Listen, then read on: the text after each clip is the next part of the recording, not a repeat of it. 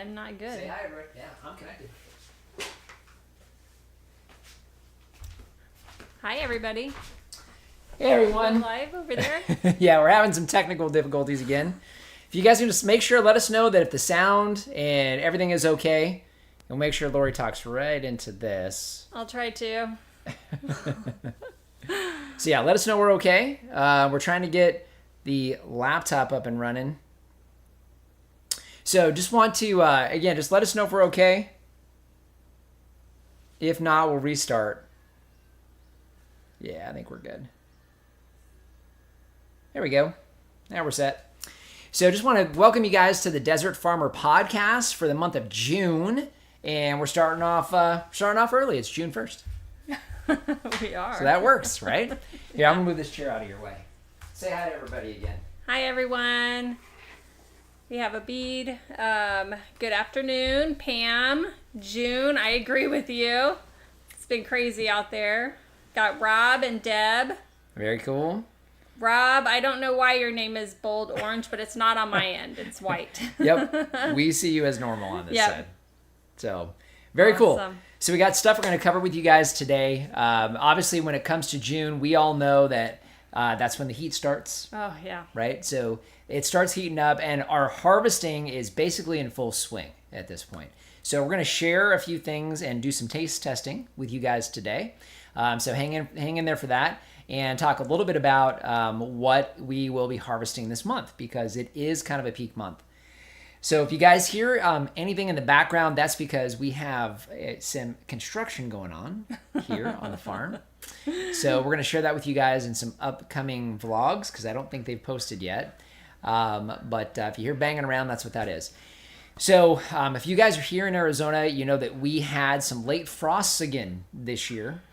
We had frosts at the beginning of April, which happened to us last year as well.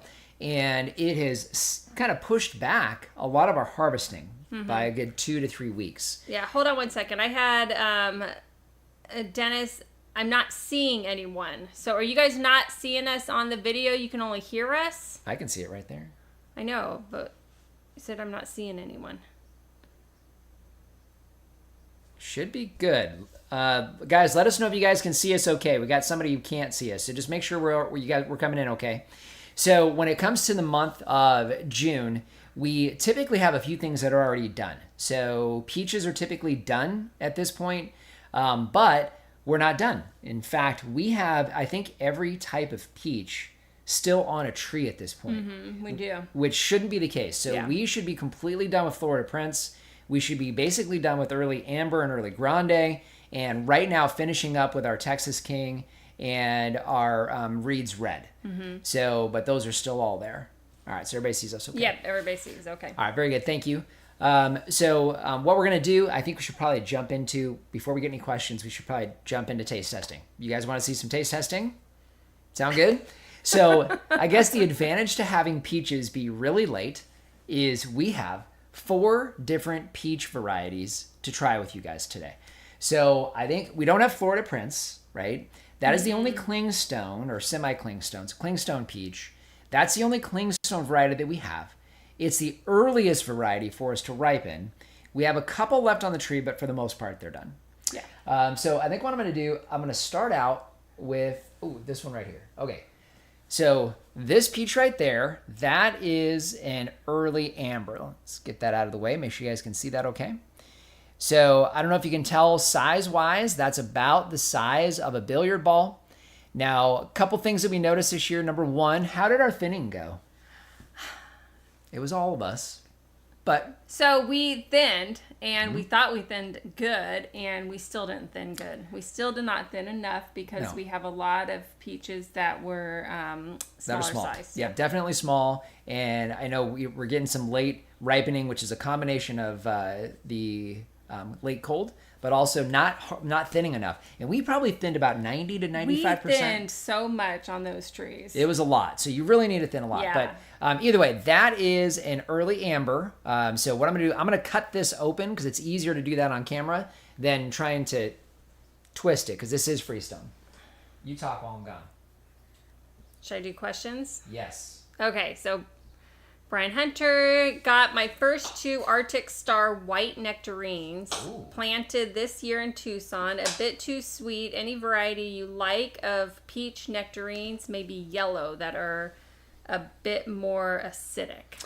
Okay, so a little more acidic. What we're going to do, it's perfect that you're here.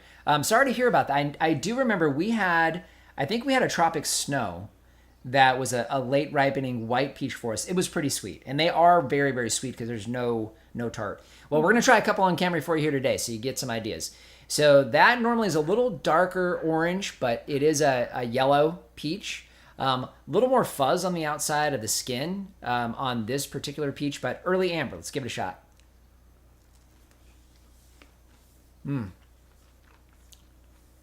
Really juicy.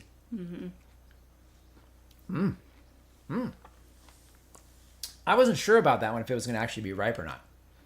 Yeah, I think it's probably just maybe one more day on the tree would have been good, but the skin's a little thicker on that one. Yep. So we harvested that this morning, right? So yeah, it's actually really, really good. So, okay, early amber. So that is a free stone peach. So you can cut it in half, twist it. I don't want to do that on camera because it gets a little too dicey. But how would you explain, I would say on the skin's a little thick on this one. Yes. Good balance of tart and sweet, right? But yeah, very, very juicy. Just a beautiful peach too, Very you guys good. can see. Very good peach. That's obviously the middle of the peach there, but yeah, beautiful, beautiful peach. I'm going to set that there because I'm going to wind up having more.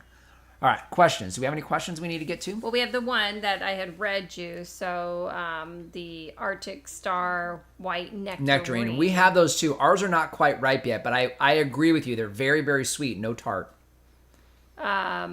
So are you looking for, so he wants a peach or nectarine that's a little bit more acidic. Yep. Maybe not as sweet. Yep, so you're going to be, right now that early amber was a good combination I think of the both. early amber, because it's not as sweet as the Florida Prince. Correct. The Florida Prince is sweet. Tart and sweet in that one too, but a lot less tart. So what else we got? Got Pam, I'm wondering about your watering schedule. I know you give 80 gallons at 9 p.m. My question is, with your irrigation system, is that 80 gallons per tree, or is it 80 gallons across all the trees? Okay, so Pam, it's 60 gallons. So we, right now, and we'll be upping this, but up until June, so in the spring season, when the trees come back out of dormancy, it's 60 gallons per tree once per week. So that is kind of our normal spring and fall schedule. Right now, with us hitting 110, that will be doubling here in the next week. So, and we'll keep that schedule until we get into the monsoon season. If we start getting a little more humidity, we'll back that down to once a week again. But when it's super, super hot and dry, we double down. Yeah. So, what else? I got Raina. Florida Prince doesn't need to be included in the taste test. Just get them for other varieties. Exactly. Just get that one. Yes, we can see you. The peaches I got from you guys were delicious. I will have them throughout the year due to hydrating. Very good. Glad to hear it, Pam. And Pam, you got Florida Prince. So those are hard to beat. Yeah. Very cool. All right. What else? See you fine. Our Desert Gold, very small peaches. So Desert Gold, we had one on the old farm. We didn't put one here. We weren't as big a fan of that particular variety as some of these other ones. I do remember it being a little on the small side. The Florida Prince, if you get a good sized Florida Prince, it's about the size of a baseball, maybe a little bit smaller. And I remember the Desert Gold being about the same, maybe a little smaller than that. Yeah. So some of the peaches you're seeing today are stunted. They're a little too small. You'll see these are a bit bigger, except for one in particular, which we're going to try next. Yeah, and I think that the Desert Gold, I think it's also a matter of thinning too. So if you thin really, really heavy, then you might get a better size fruit. Yeah. If you're, thin like we did on not so well, then they're going to be a lot smaller. That really is the key. And then, hey, before I forget, guys, please make sure you like the stream. That helps us not only today, but also with everybody watching this later. But thanks, guys. Any other questions we can get to, and then we'll try to another? My early amber peach tree set big softball size peaches. Yep, and that's normal. So softball's a little bigger than we normally get out here. But yeah, definitely somewhere between a baseball and a softball. That's pretty typical. All right, mine's what the ages are. Remind us of the ages of your peach trees. So most of the peach trees are 4 years old at this point. So they're fully mature. at this point and producing really, really well. Too well, actually. You want to try to finish these questions and then get Yeah, going? Okay, or do you want to just pause? We can do both. So go ahead. Okay, what do I do to keep birds away? Use netting and caught 2 lizards, which I didn't like, as I appreciate the lizards. Yeah, so we don't catch lizards or birds in ours, but we do use bird netting. For peaches, it's really the best thing to do. Organza bags, the next peach I'm going to show you is actually in an organza bag. So sometimes those will work, but typically your best bet is going to be bird netting, unfortunately. We keep it up off the ground.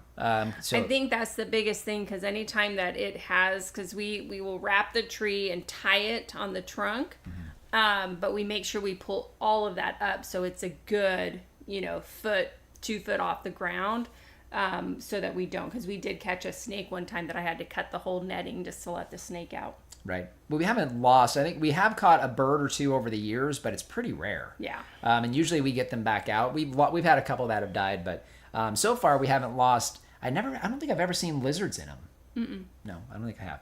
Okay, so we'll get to questions. If we forget, have us come back to you. Now, that peach, very, very small. That typically is, I don't know if that's going to come in all that well, but this is a peach that Reed has at our side growers. He calls it the Reed's Big Red. You can see there's nothing big about this. This one we definitely did not thin enough. Yeah. So we thinned a fraction of what we should have, and you can see what happens. So when we don't follow our own rules, this happens. So this is about the size of a ping pong ball. This should be baseball size or bigger. So definitely stunted again. Make sure you're thinning your trees because we didn't do it enough. Okay, so this is the Reed's Big Red. Cut this. Questions? Let's see. Extreme heat, water in early AM or late PM?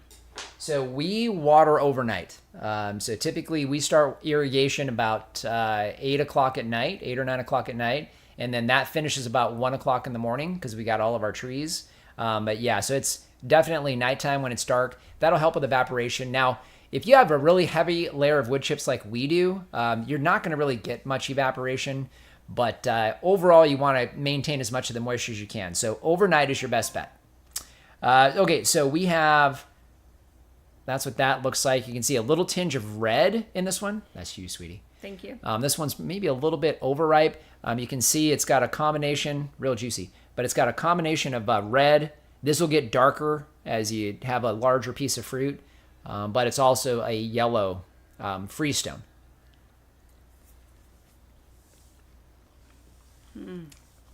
That's good. That's really good. All right, so how would you describe this one? All sweet. I don't have any tart. The skin it's not necessarily thick, but I can kind of feel the fuzz, like when I'm chewing. But no, super sweet. You can feel the fuzz? Like the fuzz, I can, but it's not like thick. For whatever reason, I'm like the fuzz. We got the police showing up on it. Yeah, so I agree with you on the skin. I can taste the skin. I think part of it's the size of the fruit because there's not as much moisture. Definitely less tart though. I don't have any tart. Yeah, there's almost no tart in this one.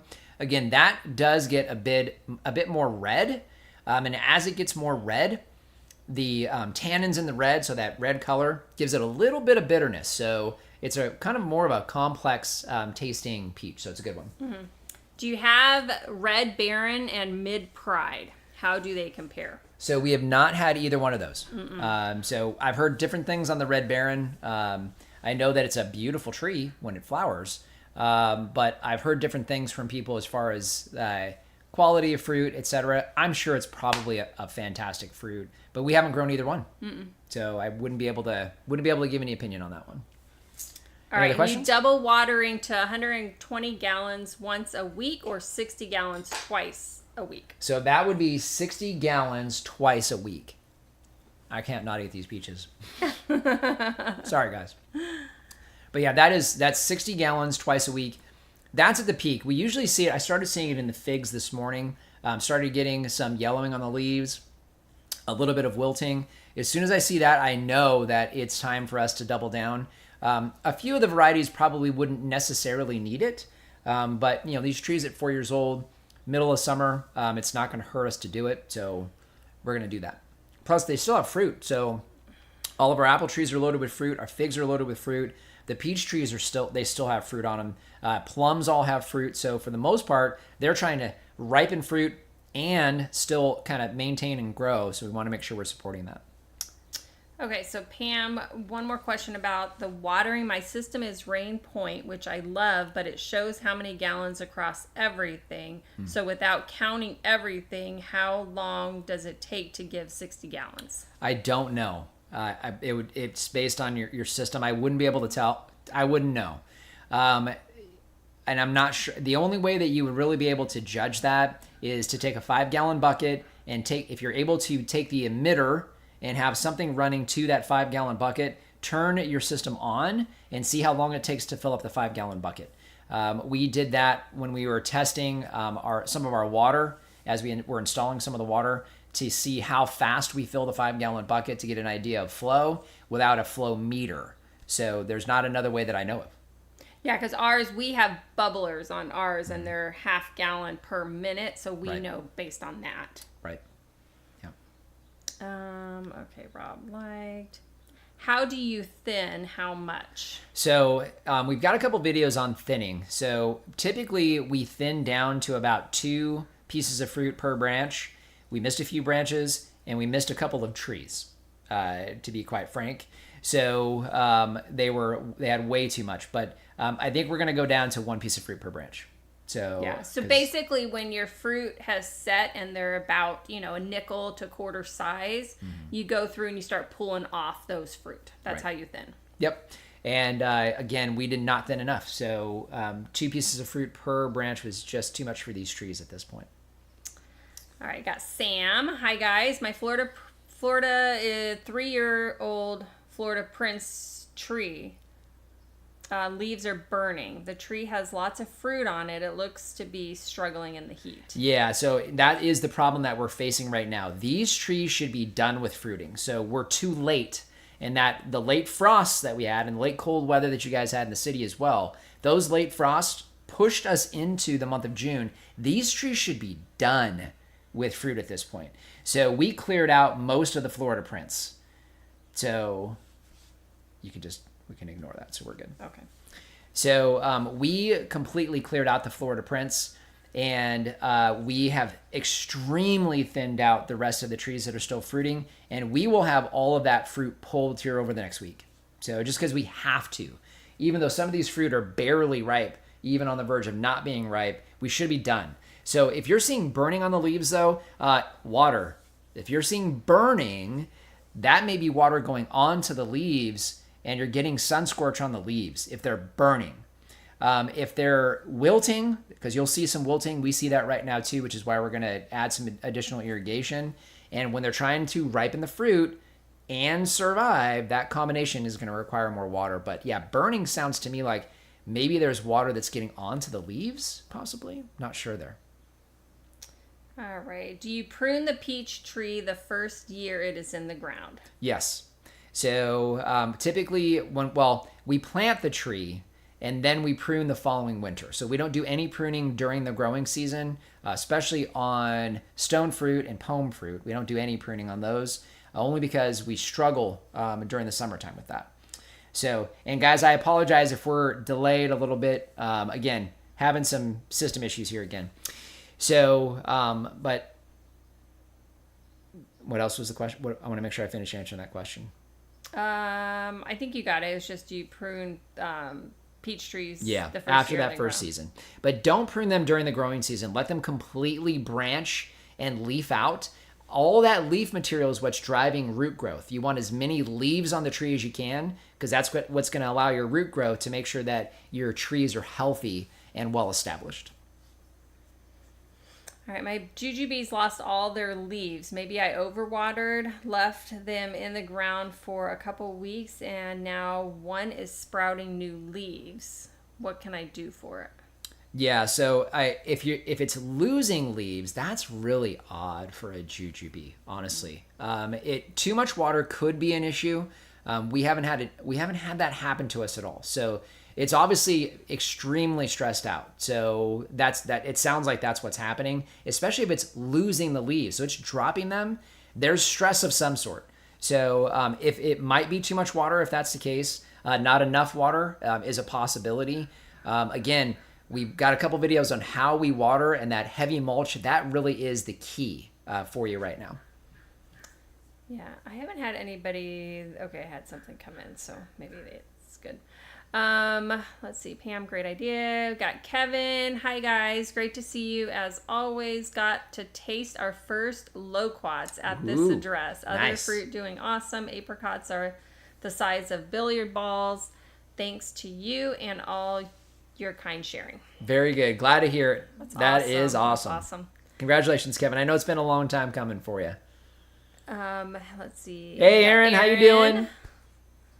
Slam Boy said put foil on the antenna. That we're losing signal. It's our internet service. Our provider is not the best. We'll just leave it at that. So, let's see. Oh, Aaron, Florida Prince peach wine starting fermentation today. ooh, nice.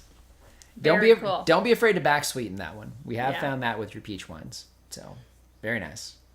Do you have leaf curl disease on your peach trees? Disease on your trees. I spray the trees with copper. I live in New York. Yeah, we don't. We get it from time to time, but it's rare. We really only see that when we get a lot of moisture, because unlike you, we're extremely dry. So we're down in, we hit single digit humidity in the month of June, and we're always in the low double digit humidity here in Arizona. So we don't see some of the diseases that you have. We did get a little bit of leaf curl on some of the plums this winter because we were getting a lot of moisture, but we don't really get it on the peaches. I have heard that copper does well. I'm not aware of another one. We generally don't treat the trees here. They kind of have to survive on their own. So I'm not a good source for you there. I apologize. All right. And hey, Masood, how you doing? How is Turkey? all right, so we got Brian. Max K, did they yellow and then drop? I had that happen to my Anna apple, and a nursery told me I wasn't watering enough. Maybe he's like asking something. Yeah, he's answering the question. Let's see. Somebody's saying hi to Pam. Okay, so we're gonna get on to the next taste test. All right, so this peach here is gonna look a lot like the first one that we showed you guys. This is, I'm gonna try to get just the peach if I can. I might have to hold it here. So this is an early grande. Again, all of ours are a little stunted. That is about the size of a billiard ball, and it should be about the size of a baseball. These are ripe at the same time as the early amber. So this is the early grande, and we're gonna give this a shot. Got any questions? What is your plan on the large piece of land that is empty? So we got. There you go. Okay, I will answer that question here in just a minute. So you'll see that one actually looks a lot like the early amber as well. Mm-hmm. So backside fuzzy, beautiful color, and beautiful. You can see there's a lot of juice in that. Try to get some of this light on there for you guys. There we go. So beautiful yellow fruit, early grande.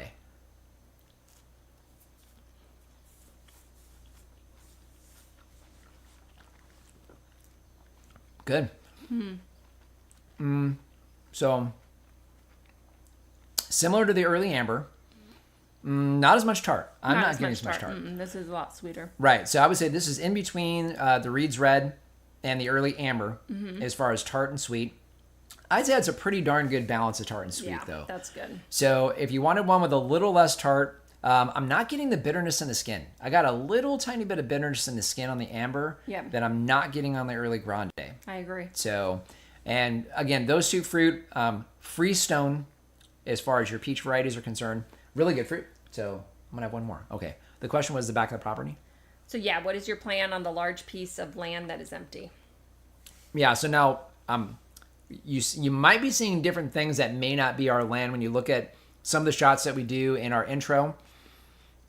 We have 6 acres total. We have a 5-acre rectangle, and then we have an acre that's kind of off to the side. So really that main 5 acres, we're using about 2 to 2.5, about half of that we've done most of our work on. The pigs and the wood chip pile are on the back half of that, which is about 2.5 acres. And then we have 1 acre that's kind of set to the side where our bees are at. So some of that area we don't really have plans for specifically yet. We do want to do some rotational grazing and some kind of dry land grasses that we have planned for the back half behind the wood chip pile. We're hoping that we can run sheep specifically on that. But we've got some earthworks that we need to do first. The challenge is we're more focused still on the front half where all of our production is at, because production is what drives the farm business and what allows us to do some of the things that we're doing now as far as capital improvements and investments. So we're still utilizing and backfilling that area. Now, as far as the acre that's off to the side where the bees are at, that we had originally planned for livestock, and we've since kind of changed the plan for that. So right now we've got a little bit of storage and equipment on the north side of that. And of course the bees are on that. And we're still trying to figure out the bees because we've had some pretty aggressive hives on the farm. You experienced that. Yeah, we had a really aggressive hive that we have since had removed. Yep. The one that's back there now seems to be fine. But the one I was mowing and got attacked by bees. And wouldn't leave you alone. So and followed me all the way from back there all the way up to the front of the property. Yeah. Stayed on me that whole time. Yeah. Yeah. So the challenge we have here is that these are Africanized bees. So these are your killer bees. And they get very aggressive if they don't like what you're doing. Yeah. So we're still trying to figure out that and what we would want to do back there. It's a shallow wash runs through that. So we have to be careful and a little cautious. So. All right, my lemon tree is very thorny and has not set any lemons in 2 years. I am debating if a lemon tree is something I really need in the limited space versus some other tree from production standpoint. Okay, so with what you're describing is making me sound like what? It's the rootstock took over. Right. So so I don't without seeing the tree and knowing this for sure. Lemon trees are precocious, but rootstocks are more so. And lemon trees are very, very consistent producers for us here in Arizona. So unless it's a very, very young tree, it should be producing for you. Or very, very old. But even very old lemon trees typically still give you some fruit.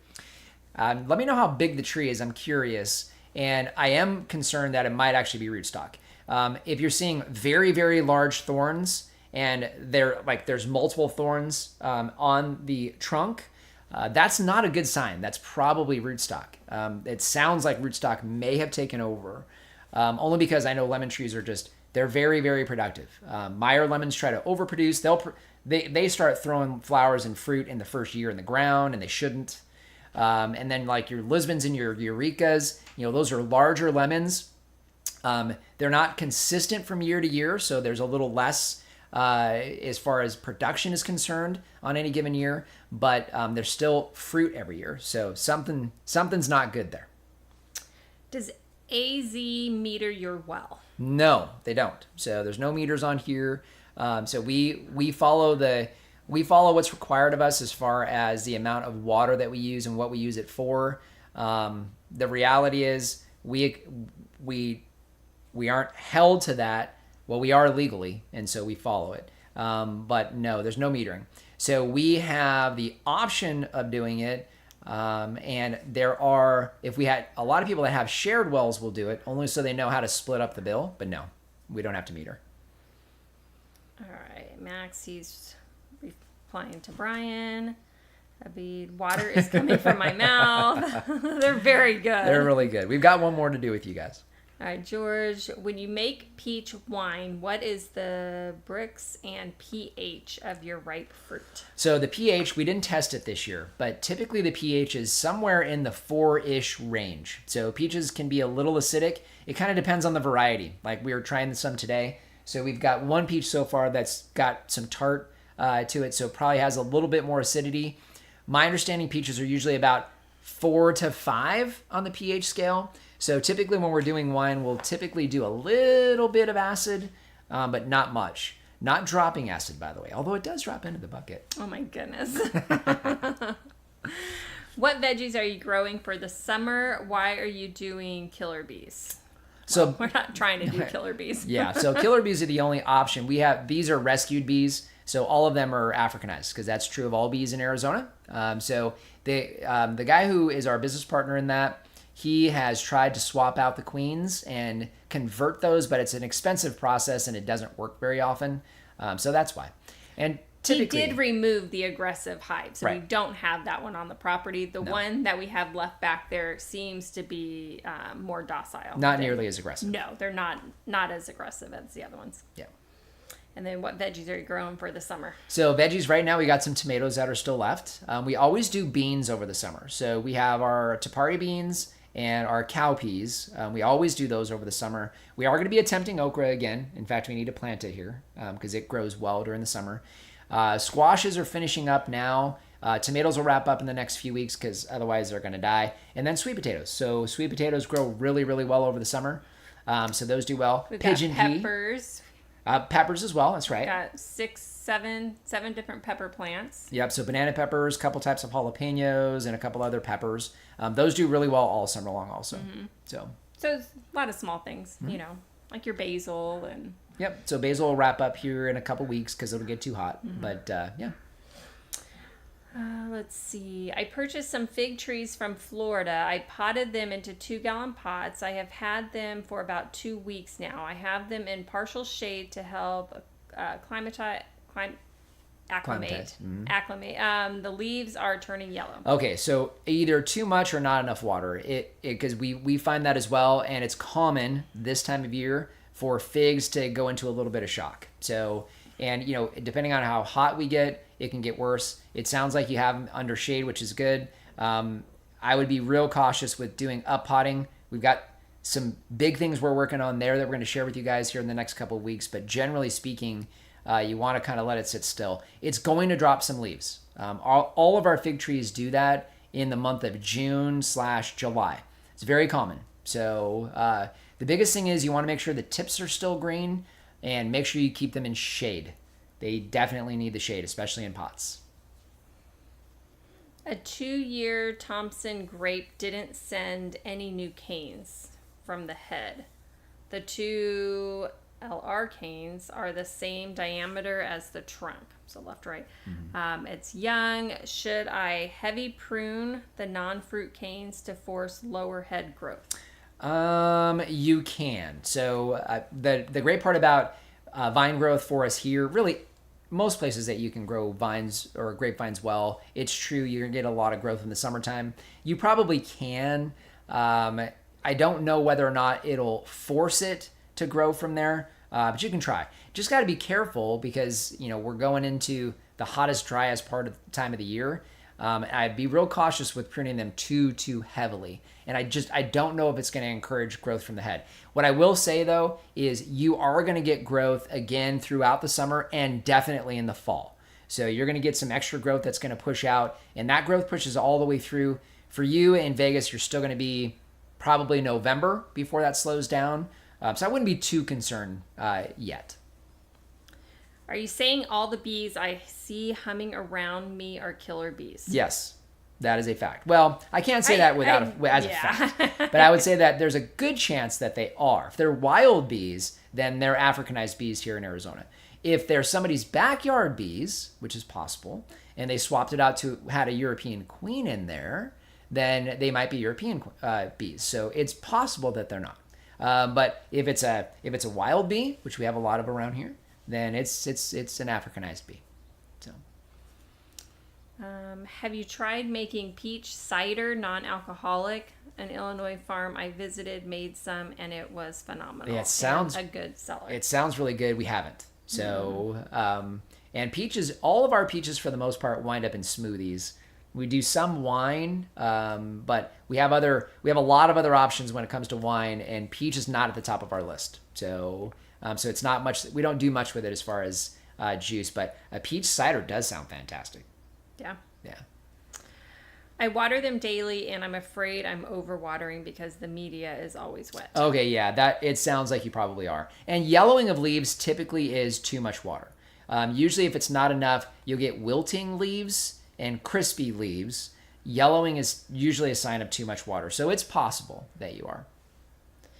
What is the best tasting Loquat? Oh, goodness. Okay, so we're going to on 3. Okay, you ready?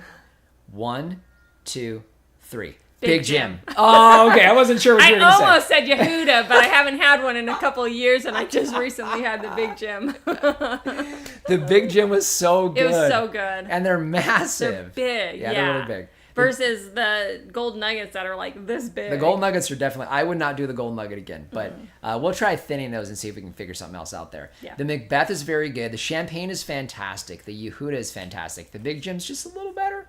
Just because it's so big. It's bigger. Yeah, it's like the size of a small peach. We got peaches here that are not that big. Yeah. So it's good. And they're easy to find. You typically find Big Jims. So get some cows in the back acre. That will be a lot of poop to scoop, but farm grown steak and milk. Yeah. Yeah, I agree. So we've got a business partner that does all of our beef for us down in Buckeye. So so we don't have a need to do that here. But we have a lot of folks that have requested us to do lamb. And so I think we're going to focus on sheep. Plus we can get a larger herd back there. And they're a little easier to manage because you'd have to manage those each day. So, but yeah. I do agree. Beef's fantastic. Yeah. The problem that we have is that we cannot water that back there to keep it green. No, we can't. Yeah, we can't do that. Back to the question about metering. I think that Slamboy asked. We don't have metering, but we do follow the guidelines and rules when it comes to water, and we can't irrigate that back area. So I'm gonna start working on this last peach. Okay. Let's see. We actually have 2 more things to try with you guys, but we have 1 more peach. Okay, so we had the early amber, good, right? A little more acidic. We had the Reed's Big Red that was tiny, but that one was less acidic, almost all sweet. Yeah. Right? A little bit fuzzy on the skin, but I think it's the size of the fruit. We had the early grande, a little less acid than the early amber, but also a really good yellow fruit. And then last but not least for our peaches, that is a Texas King. So now and yes, it's Texas King. This is a peach that is a new variety from Texas A&M. We got this tree from Reed at RSI Growers. As far as I know, he's the only one here in town that can legally have these. Here, let me try to get that in focus for you guys. One little tidbit.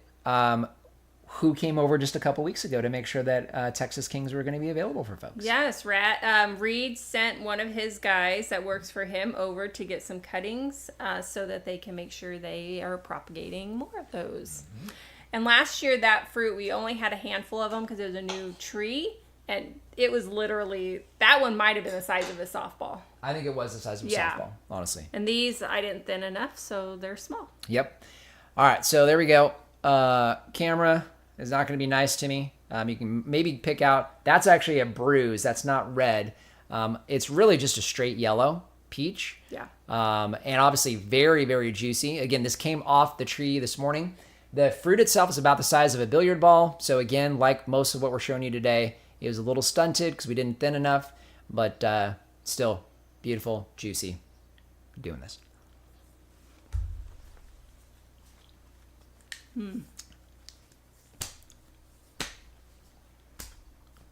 Go ahead. The skin was a little thicker on this one, but if you don't like it, I'll finish the no. rest. I want another piece of that. So that is a fantastic fruit. It has since become my favorite over the Florida Prince, just because the flavor is fantastic. The no tart, all sweet. And it is freestone versus the clingstone of the Florida Prince. Yep, I would say for me, because I just had a Florida Prince this morning that came off the tree that still somehow survived, and that one is very much sweet with some tart. This is very much sweet with some tart. I mean, the skin, you forget that the skin has fuzz on it. It's nice and thin. The fruit gets much bigger than that. It's free. It really is fantastic. Oh, it's a really good one. Yeah, I would say that the only reason why I would, if I had to do it all over again, I would probably do the Florida Prince and the Texas King. I would probably do those 2 peaches. Just those 2 and not the other 3? Probably just those 2, because wow. I think between those 2, you have an early season clingstone, and it's early season, and then you have your later season Texas King. So the early amber and early grande are good, and they got good complexity, But I think if I was to like do a mass quantity of trees that we're going to do like you pick for and stuff like that, it would probably be those two varieties. I agree. Only because I think most people, when they get a peach, they're anticipating it to be really sweet, which obviously these all are. But I think the little bit, the extra tart that the amber has, I think that might be a little off-putting, and the skin's a little thick. Yeah. So unless you want like a complex tasting fruit, that might be a tough sell. But it wouldn't be a tough sell for this Texas King. Oh, no. It's fantastic. It's really good. Yeah, it's really good.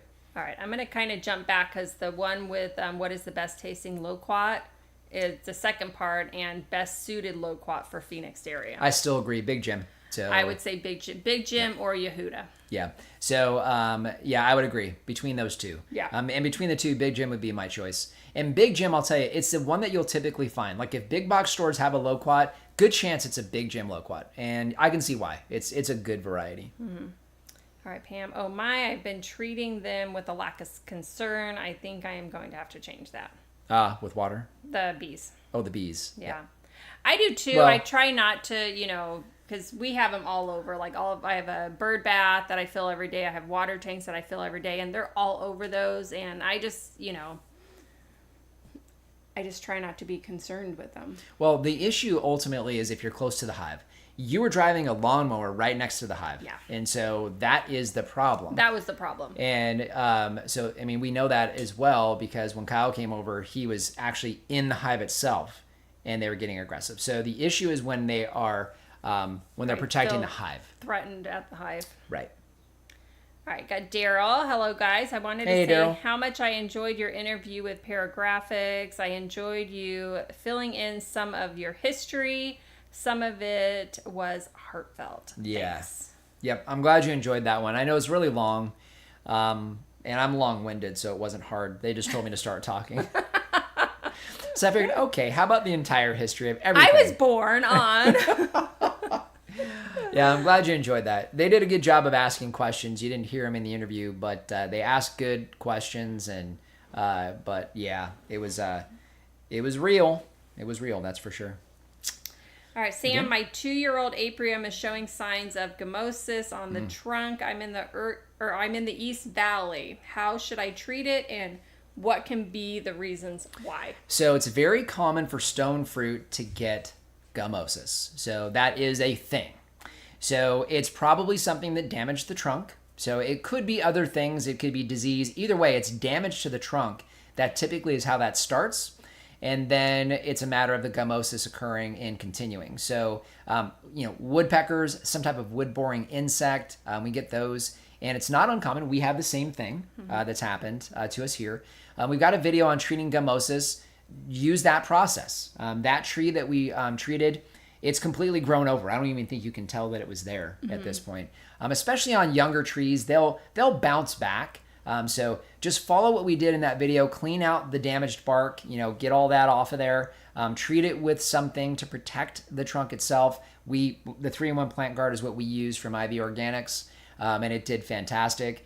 We've had gummosis on another Aprium, actually, and did the exact same process. It was actually almost half the trunk had it, and the tree is still fine. Yeah. So, and starting to heal in. So, yeah, it works, and it's common, especially with Apriums. So speaking of Apriums, there's one right there. So that was actually a perfect lead-in. Thank you. So that is a Flavor Delight Aprium. So I've got 2, actually. So that's actually quite big. That's another one there. You can see you're getting kind of the tinge, if you can make it out on camera. A little bit of a red tinge on that there. That's the plum parentage. Obviously, the apricot parentage is dominant because it looks like an apricot as opposed to a plum.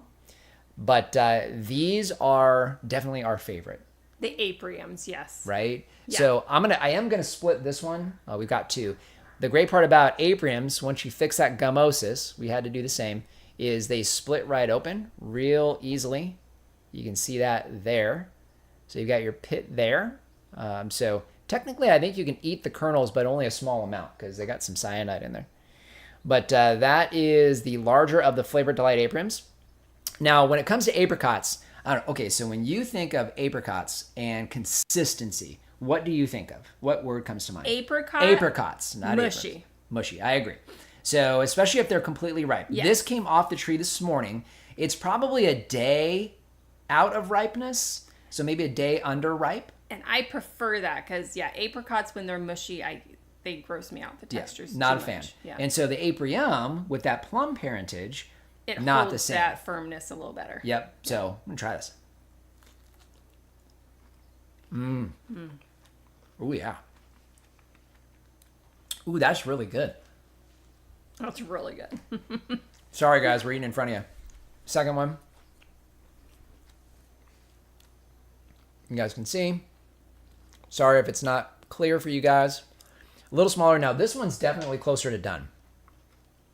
And I would say usually we've had a really good success the last couple of years with the larger fruit. Yeah. Typically, that's common. So that's about the size of maybe a 50-cent piece or a dollar coin. But a little smaller than a ping pong. Here, one more. And we'll get back to questions. Beautiful piece of fruit. Ooh. That was even better. That one was ripe. Yeah, so a little bit of mush starting to come in, but still not mushy. Completely ripe. Yeah. Yeah, so nice and firm. Man, I got a lot of peach pieces over here. I'm going to try to focus on you guys. We got some questions? All right, I remember you guys were looking for evergreen tree suggestions for the front. I have found lemon guava, pineapple guava, and white sapote do really good here in Arizona. Yeah, those are great options. So we have 2 pineapple guavas now. We had a strawberry guava that didn't do good. Lemon guava wouldn't take up as much space. We might give that a shot. We tried a white sapote and we didn't like the fruit. So, so I appreciate the suggestions there. The pineapple guava loaded with flowers this year. So I can't tell if any fruit set on it yet.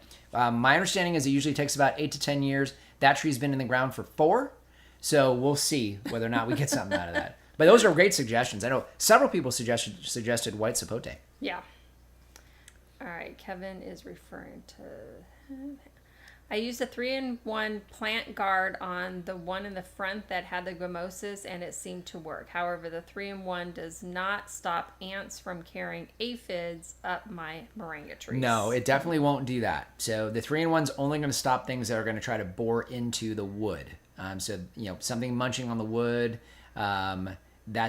Is how that will work. But yeah, the ants are off. It's just going to walk right over it. So Tanglefoot, Pam. Yeah. We have used Tanglefoot on fig trees. So as long as you have a single trunk and you can wrap it and put the Tanglefoot on there, that helped us not get ants up into our figs in the past. Yeah. So, and I guess the biggest challenge would be you'd have to replace that pretty often during the growing season with moringa, only because the trunk's going to grow quite a bit. Speaking of flavor delight, Aprium, my tree didn't flower much this year. Last year it flowered and gave lots of fruit. Not this year. Yeah, that's the same for ours as well.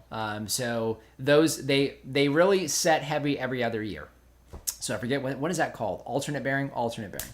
So we found that to be an alternate bearing tree as well. Last year we got hundreds of fruit off of a tree that was a little smaller. This year we got a few dozen. So it's about the same.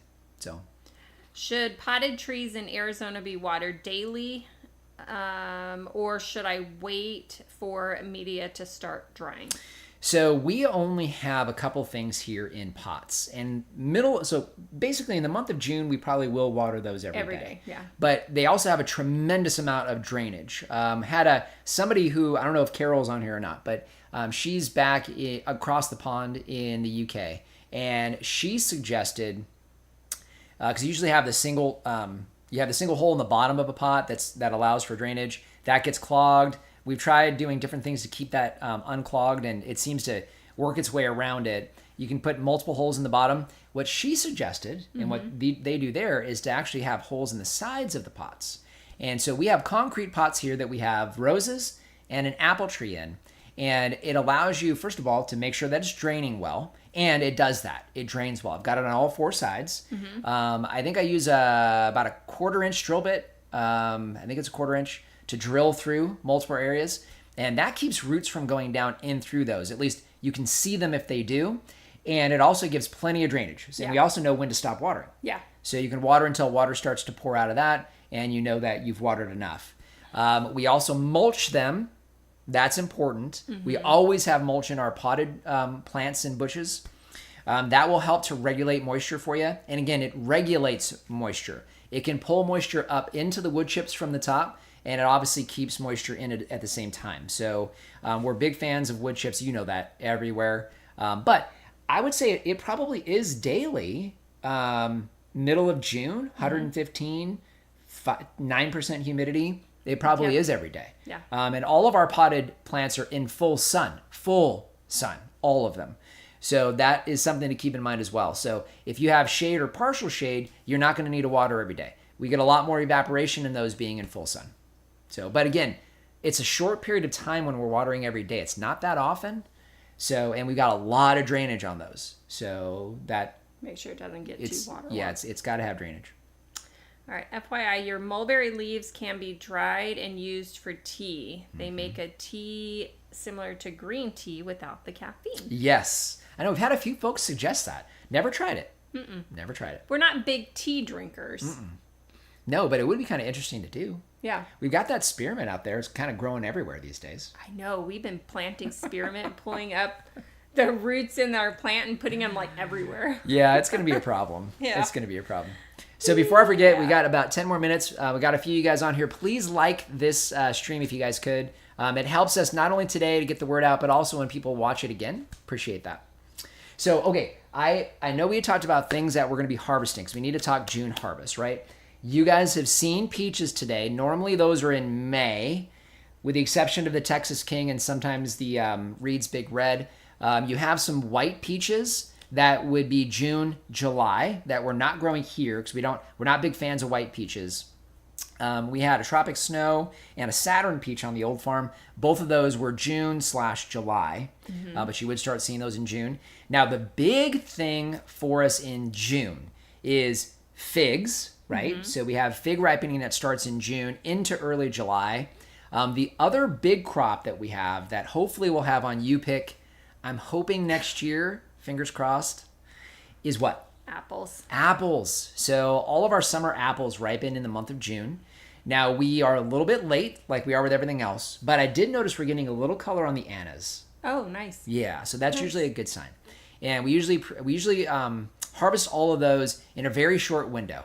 Within a week to 2 weeks, we harvest a little bit early because, number one, birds start going crazy when they get super sweet, and they get really mealy. So Golden Dorset, Anna, Tropic Sweet, if you have them, and Einsheimer's a little bit later. So that one's the later of those four. But all four of those varieties, typically, you're harvesting those in the month of June. So that's probably the big one. Yeah. We also have plums. Yes. Right? Ooh, the blueberries. I can't wait for those. By the way, those were getting a red tinge. I'm going to have to start covering those. Gonna need to cover those. Bags. Yeah, because they're everywhere. Yeah. So your plums and plum parentage hybrids. So like your pluots and plum cots and things like that. Your plums, basically. Those are usually in the month of June into July sometimes, but typically you're there in the month of June. So, and then of course your garden beds, you've got a lot of the things that are your spring crops that are finishing. We just cut out all of the squash. We got one squash left. You remember which one's left in there? The patty pans. The patty pan squash. We're having some of that with dinner tonight. So the tomatoes will start wrapping up here in the month of June. Unless you cover those and do things that we don't typically do here, we usually wind up finishing those in the month of June. We will be harvesting Itoy onions. Oh, yeah, we need to get those out in the of month bed. of June. And we're hoping to have starts for you guys. We had a lot of people ask for starts on those here in Arizona. So we're going to work on those here over the summertime and hopefully have them in the fall. Yep. Because that's when you plant those. What am I missing? I feel like I'm missing something as far as June harvests. Besides the heat. Everybody talks about the heat, but we have so much fruit. Oh, how could I forget grapes? Yep. Yeah. So we've got the flame grapes. So flame grapes are should be ripe. We'll see. Again, delayed this year. But typically the flame is the month of June. And the Thompson, I believe, is the month of June as well. Usually. And a couple of the wine grapes. I believe the Zinfandels and the Manukas are both in the month of June. I think the only one that pushes outside of that is Syrah and definitely Cabernet. Cabernet is the last one that we harvest. I believe that's normally into July. So, How could I forget those? So what's not on that list? Jujubes. Those are later. So yeah, I know if Abid is still here, he'll be happy to hear that. He is. So, all right. We'll So any other questions? Okay, so we have Kevin saw a recipe for Loquat T2 using the leaves and leftover peel if you're feeling adventurous. Oh, that does sound good. I'm considering using it to make mulberry kombucha because of the health benefits. That's Pam. You just started up your kombucha again. I did. I did kombucha for a long time, made my own, and I stopped after I was full-time here on the property just because I was outside the whole time and I drink water. But I want to not drink coffee for the summer, so I started kombucha back up so I can have have that for the summer instead of coffee in the mornings. Yep, and of course the main reason why you wanted to not have so much coffee is because you didn't want to have so much creamer. Let's be honest. That's really what it narrows down to. Yeah, I wanted to get rid of the creamer with a splash of coffee. I like how you describe creamer with a splash of coffee because that literally is how you like your coffee. I know. All right, Sam, my green mulberry tree leaves are burning on the tips. The tree is not growing anymore. It's 3 years old. Yeah, and that's common as well, Sam. So mulberry trees, really all trees at this point, they really kind of go into almost a semi-dormancy for us here in Arizona. There are a few exceptions. Jujubes just go crazy. I mean, those things are like ferocious when it comes to growing. We need to give you guys an update on those. I was looking at it this morning that the Shangxi Li, that tree has grown 3 or 4 feet. Those go crazy. 3 or 4 feet. And it's the last one to break dormancy. That thing broke dormancy like a month ago. Yeah. Month and a half. It's grown 3 or 4 feet. I am a big one on it. You guys know. I'll exaggerate a time or two. But I was literally estimating this morning when I was walking by it, and it is probably 8 feet tall, 9 feet tall. Remember, we cut that one way back. So, have to give you guys an update on jujubes. But yeah, back to the mulberries. So, mulberries do go semi-dormant. Depends on the variety. I know the Shangri-La, that one actually does struggle a bit during our summers, especially when it's younger. Until it's 5 or 6 years old, and even then it'll start dropping a lot of leaves, it struggles a bit. But even the black Pakistans, those things, they drop. Really all of them do. They do. Yeah. So they're just dropping those spring leaves. And then the good news is they come back quite a bit in the fall. For the most part, all of them put on a pretty good fall flush. We've even gotten some mulberries off of the Shangri-La. And a couple on the everbearing tries to as well. Mm-hmm. So yeah, very common. So Pam, I'm growing walking onions for the first time. Nice. Very, very nice. And then Raina, do you have to harvest all the Etoy onions or can I leave some in the ground? So here's what we're doing. I'm not sure how yours look now, but ours are all starting to fall over, which means they're completely done. So we'll be harvesting those probably next weekend. We've got a few projects we're trying to work on next weekend, but we'll be harvesting all of ours over the next week or two. And then essentially what we'll do is we'll let all of those cure because we're going to be using them for recipes and things like that. Beautiful shallot size onion. So we do use those in recipes. And then we'll cure the rest of those. And those store really well actually over the summertime. Mm-hmm. So and then what we're going to probably wind up doing is potting up some in smaller pots as starts for folks in the fall. We'll probably pot those in September, so August or September. So you can pretty much put them right back into the ground, but you'll want to harvest them because they're done. If you try to leave them in the ground, they may rot on you. So I would go ahead and harvest those, cure them completely, and you're basically making seeds. So save all those seeds. You should have a bunch at this point. Save those seeds and plant those again in the fall here in a couple of months. Yeah. And then just keep multiplying those. It's a beautiful thing. All right. How about, Abid, I am Jujube guy. Yes, you are, Abid. How about a Bonanza peach? Do you guys think that should be harvested in June or July? So the only Bonanza peach that we had didn't survive its first summer. So I can't tell you from experience. But as far as the tree is concerned, I'm assuming it's a dwarf. You'll have to confirm that for me. But if it is a dwarf, because we're so late, we've been talking about the fact that all of our harvests are late. Peaches struggle a bit during the summertime. It's very common. So that tree may start to struggle a little. And if it is a dwarf, which is common for bonanzas, it may struggle if you're not going to harvest. So I would get them to ripen as long as they possibly can on the tree, so so they're not green and don't have any green tinge to them. Then you're able to go ahead and harvest those, and they'll ripen on the counter. So. All right, my Lee and Lang jujube trees are doing great, but I have them in pots and afraid to put them in the ground because of suckers. Have you observed any suckers popping up? Yes. Yep, so they will sucker. Yeah. And now just remember, when it comes to sucker growth, first of all, they sucker from roots that tend to be a little bit shallower, okay? So the suckers are easy to pop off when they're young. So typically what I do is just walk over, pop them right off, the roots continue to grow. And then also remember that they're only going to sucker where they have moisture. So, it's only going to sucker as far as you're irrigating. If you're irrigating like we do, you're out about 10 to 12 feet from the tree. It's not going to go beyond that because it can't. So, but yeah, they will. They definitely will send up suckers. Pam, 64 people watching, only 7 likes. Come on, guys, hit the like button. Yeah, if you guys can hit the like, definitely before we wrap up. I show more likes than that, so I'm not sure what.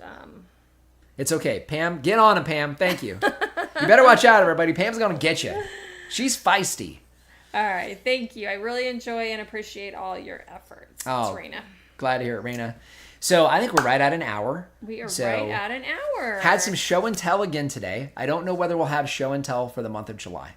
But just a reminder, this is the Desert Farmer Podcast. Mm-hmm. So we try to get this done at the first Saturday of every month at 2 p.m. Arizona time, which currently is 2 p.m. Pacific time and Eastern time. You guys know that here in Arizona, we don't change times. So when that changes, it'll be all messed up for everyone except us.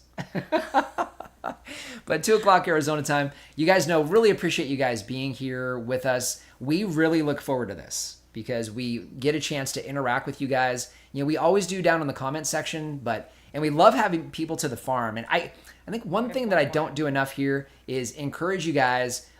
Make sure you guys sign up for our customer email list, especially everybody here today that's watching these live streams and looking at the Q&A. If you're here in Arizona, or you can make a trip quickly to Arizona, we do a couple farm tours every year. They're getting better and better because we're getting better at hosting them. We had giveaways this year of our wine, and we had plants and some of these other things for folks. So really would love to see you guys and meet you in person, but this is as close as we typically get, I know, for a lot of you guys. So, getting a chance to see a lot of the familiar faces here, we really appreciate it. One of the things about social media is that you feel connected but disconnected, and this is a little more connected. Yeah. And a lot of you guys have been here since this stream first started, and just really want to thank you for the time that you guys spend with us, not only here today, but also watching the videos and all the things that you guys do. It's very encouraging to us. Most of the comments are positive, not always. But we look forward and really focus on, you guys that come here for things like this and ask questions, and you give us a chance to share. It's very special for us. Yeah. So I just want to thank you guys. So any final questions before we wrap up? Yeah, so we have Chemo, which is Tim over in Morristown. Cool. I lost my Pakistan mulberry last year on the April 4th frost here in Morristown while it was setting fruit. I planted a new one this January, and it is growing like crazy. So Tim is the one that gave us the comfrey. Oh, very cool. Yeah. Hey, Tim, so far, comfrey, it's doing really good. A lot of flowers on it. It's loaded with flowers. Ton of flowers on there. Okay, so give them a like. Had fun. Thank you. Yes, a bonanza is a dwarf. Thanks for the answers. Your videos are super helpful, especially being in Arizona as well. Very cool. Tim, I'm going to have an Eon steak this evening. Nice. Yum. Actually, we are too. I pulled out a New York strip steak this morning or yesterday. You're going to love it. We appreciate you both. Thanks, Pam. George. Oh, she is too. Nice. Hey, we're all on the steak train. Kevin, you guys are great. Miss you and hope to see you soon. Can't thank you enough for what you do for all of us. What people who have not met you might not know you are exactly like the same people in person as you are in online. Yep. Thank you, Pam. Thanks, Pam. We really try to be as transparent and real as possible. We're just the same. Yeah. All the time. I'm so glad we don't do daylight hardship time. Love your videos. I agree. Miss Lori is a hardworking woman. She take care of orchard. You do. Thanks for the show. Fantastic info. And I have a page of notes. Awesome. We got through it all. That's great. So we're going to wrap up here with you guys. Again, just want to thank you. This is the Desert Farmer Podcast for the month of June. Thank you guys again for all your time today. Mm-hmm. And don't forget, we will see you guys at the beginning of July.